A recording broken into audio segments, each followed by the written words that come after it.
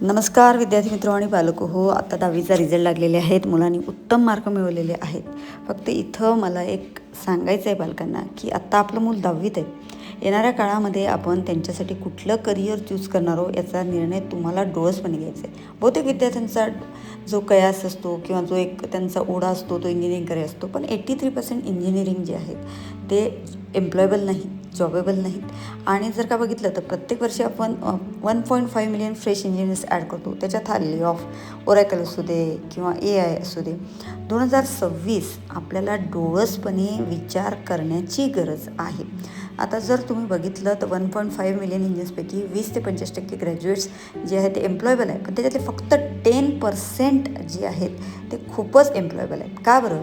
कारण यांच्याकडे स्किल आहे. आणि भारताचा जर विचार केला आपण तर टोटल 2.9 लाख AI बेस्ड इंजिनियर्सची गरज होती 2025मध्ये आणि 32% हे वाढणार आहे येणाऱ्या काळामध्ये. आणि जर पगाराचा विचार केला आपण तर 12 ते 30 लाख ॲव्हरेज आहे सुरुवातीला.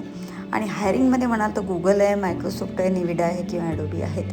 तर आता तुम्ही विचार करा की तुम्हाला आहे त्या वाटेनंच इंजिनिअरिंग करायचं आहे की आपल्या मुलांना आत्तापासूनच स्किलेबल बनायचं आहे. बरं, याच्यासाठी तुम्हाला मी ग्रॅज्युएट करतो, मी इंजिनिअरिंग करतो एवढी वाट बघायची गरज नाही. तुम्हाला आत्ता 11वीपासून त्यांना हे सगळं स्किल शिकवण्याची गरज आहे. आणि यासाठीच आम्ही घेऊन आलेलो आहोत की त्यांना हे स्किल त्यांच्यापर्यंत कसं पोहोचवता येईल, त्यांना जॉबेबल एम्प्लॉयबल कसं बनवता येईल. यासाठी आम्ही खास सुरू केलेलं आहे करिअर काउन्सिलिंग डिव्हिजन, ज्यामध्ये तुम्हाला या सगळ्या विषयांचा सल्ला घेता येईलच.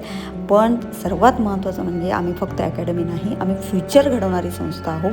आणि म्हणूनच आपल्या मुलांना येणाऱ्या काळामध्ये तयार करण्यासाठी आम्ही खास सुरू केलेलं आहे AI and machine learning school.